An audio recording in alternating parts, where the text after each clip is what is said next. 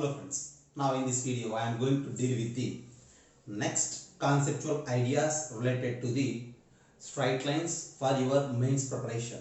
See, almost we are delivering different top 10 conceptual ideas on all different chapters which are very helpful for your JEE mains preparation, and now I am at the further conceptual ideas of straight lines. That was the 7th conceptual idea. This idea suggests us that if we have a line that ax plus by plus c is equals to 0 and 2 points ax1 y1 and bx2 y2, we need to find the ratio in which this L is dividing the line segment joining AB. The ratio in which AB dividing L is nothing but minus LA by LB. See, what is LA and what is LB? You need to substitute the first point A in the line as well as the second point B in the line. So the ratio is minus of ax1 plus by1 plus c divided by ax2 plus by2 plus c. This is the ratio, and by this ratio this line L divides the line segment joining AB. And further discussion from this ratio is, if these 2 points are on the same side of the line, what I am going to tell you is, if these 2 points are on the same side of L, then LA and LB will represent same signs, either both positive or both negative. Whenever they are both positive or both negative, if these 2 points, what are the points A and B, if these 2 points are on the same side of the L, either both are on that side or in this side, then if you substitute first point in the line as well as second point in the line, you will get two values. The two values either both are positive or negative if they lie on the same side. Similarly, if they lie on the opposite sides of the line, right? If those 2 points are on either sides of the line, one is that side of the line and the other one is this side of the line. If these 2 points will lie on either side of the line ax plus by plus c is equals to 0, then the values LA and LB also represents opposite signs. If the first value LA is positive, automatically second value is negative. If that is negative and this is positive. And now this is the 7th conceptual idea from the straight lines. Just have a look, take a screenshot, and then I will come with the 8th conceptual idea.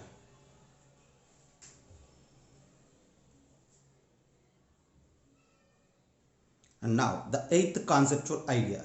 This conceptual idea explains us about the point of intersection of two given lines as well as the concurrent lines and as well as about the family of lines. I have two lines. If you say them as a1x plus b1y plus c1 is equals to 0 and a2x plus b2y plus c2 is equals to 0. See, these two lines either may be parallel or may be perpendicular or may be intersecting. If these two lines are parallel, their slopes are equal, then in that case a1 by a2 is equals to b1 by b2 you have. And if they are not parallel, if they are intersecting, then to find the point of intersection of these two lines, we will go with the usual cross multiplication method, or you may say it as determinant method. You just take it as x divided by the determinant of b1, b2, c1, c2 is equals to y divided by the, you just leave this y and then concentrate on these constants as well as the coefficients of x. Y divided by the determinants of c1, c2, a1, a2 is equals to 1 divided by the determinants of a1, a2 and b1, b2. See, if you have two lines like this, then to find the point of intersection of these two lines, say them as x and y, you just go with this ratio. From this, by equalizing these two you will get x, and by equalizing these two you will get y. See, while noting this, you just concentrate on the values. This is BC and then CA and then AB. A cyclic pattern is following there. You need to observe that one. And further thing is, if three lines are given like a1x plus b1y plus c1 is equals to 0 and another one and the third one. See, concurrent lines. Concurrent lines means what? If there are many lines passing through a single point. If there are many lines passing through a single point, all these lines are mentioned as concurrent lines and that point as concurrent point. For suppose if three lines are concurrent, then what you say? Since the lines are concurrent, then the point of intersection of first two lines lies on the third line. So by finding the point of intersection of first two lines and after substituting the point of intersection of x and y values in the third equation, you will get that the determinant of a1 right? You may say them as A1, B1, C1, A2, B2, C2 and A3, B3, C3 is equals to 0, you will get. If the determinant of A1, B1, C1, A2, B2, C2 and A3, B3, C3 is 0, then we will confirm that these three lines are concurrent. Right. So to check whether three lines are concurrent or not, you need to find the determinant value. If it is 0, concurrent. If it is not 0, non-concurrent. And to find the point of intersection, you go with this ratio method. And see, when coming for the concurrent lines, if there is a point and passing through this point, if there exists infinite number of lines, all these lines are mentioned as the concurrent lines. And also we mentioned them as a family of lines. So now I am dealing with the concept related to the family of lines. Family of lines means lines passing through a fixed point are known as the family of lines, and that fixed point is the point of concurrency of the lines. If I have a family, there exists infinite number of lines passing through a point. For suppose if I know about any two lines, you may say them as L1 and L2. I am aware about just two lines of that family. Then any other thing of any other equation, any other line of that family is represented by the relation that L1 plus lambda L2 is equals to 0. So L1 plus lambda L2 is equals to 0 is the general form of a line if L1 and L2 are any two lines in that family, right? And that point of concurrency of that family is determined by solving this L1 and L2 as per the problem. For suppose if I have a situation like something like x plus y minus 5 plus lambda into you may say them as 2x minus y minus 1 is equals to 0. If this is a family, if you say this lambda is a real value, if you replace different real values in the place of lambda, automatically you will get different line equations, and all those line equations belongs to a same family. All those line equations will pass through a fixed point. And if anybody asks you to find that fixed point, that point of concurrency of the family, you need to solve this L1 and L2. So the point of concurrency of this family is nothing but the point of intersection of x plus y minus 5 is equals to 0 as well as 2x minus y minus 1 is equals to 0. If you solve this, most probably you may get them as 2 comma 3. So 2 2's minus 3, 1 minus 1. So 2 comma 3 is the point of concurrency of the family of this given lines, right? So this is the eighth conceptual idea related to straight lines, and this idea is about the point of intersection, point of concurrency as well as the family of lines. And the next conceptual idea is the ninth one, which is about the equation of angular bisectors. See, what is an angular bisector? By the definition, angular bisector is the locus of points which are equidistant from the two fixed lines, right? For example, ninth one is about the angular bisectors. I have two lines. See, you may say them as L1. That L1 is usually A1x plus B1y plus C1 is equals to 0. And I have another line. You just say that line as A2x plus B2y plus C2 is equals to 0. And if you observe, these two angles are same. Say them as theta, theta, and these two angles are also same. If you try to construct or draw an angular bisector for these two lines, this is one angular bisector as well as this is another angular bisector. So ultimately what we will conclude is there exist two angular bisectors for two given lines, and these two angular bisectors are usually determined by the rule that a1x plus b1y plus c1 divided by root of a1 square plus b1 square is equals to plus or minus a2x plus b2y plus c2 divided by root of a2 square plus b2 square. This is obtained by the basic definition of the angular bisector. As I mentioned you, angular bisector is the locus of the points which are equidistant from two given fixed lines. If there is a point P on this angular bisector, this P is equidistant from the line L1 as well as line L2 also. By this definition, we are able to find the equations of angular bisectors using this relation. This relation gives us two lines, one line with the plus sign as well as the other line with the minus sign. And now our task is to decide which line represents the acute angle bisector and which line represents the obtuse angle bisector related to this plus sign and minus sign. See, surely if since there are two angular bisectors, one is bisecting angle theta and the other one is bisecting another angle which is the 180 minus theta. So among these two lines, one line is the acute angular bisector and the other line is the obtuse angular bisector, right? So now how to decide which one is the acute angular bisector and which one is the obtuse angular bisector? To decide that, we have a procedure. By following that procedure, directly we will find out the acute angular one or obtuse angular one as per the requirement of the problem. Now, to go with that procedure, initially you need to make the constant terms of the given two lines as positive. C1 and C2, we need to make that C1 and C2 as positive. For suppose if the constant term is a -1, you just multiply the total equation with a minus sign to make that constant as positive. So if these constants are positive, then we need to go with the procedure. What is that procedure? I am going to tell you here.